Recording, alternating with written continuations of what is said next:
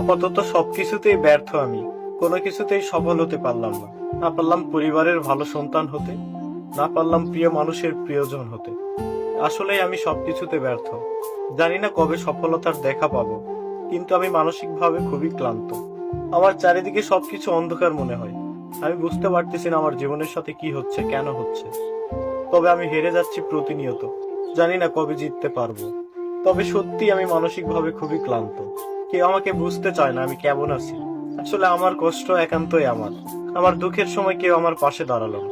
কেউ আমাকে জিজ্ঞেস করলো না আমি কেমন আছি।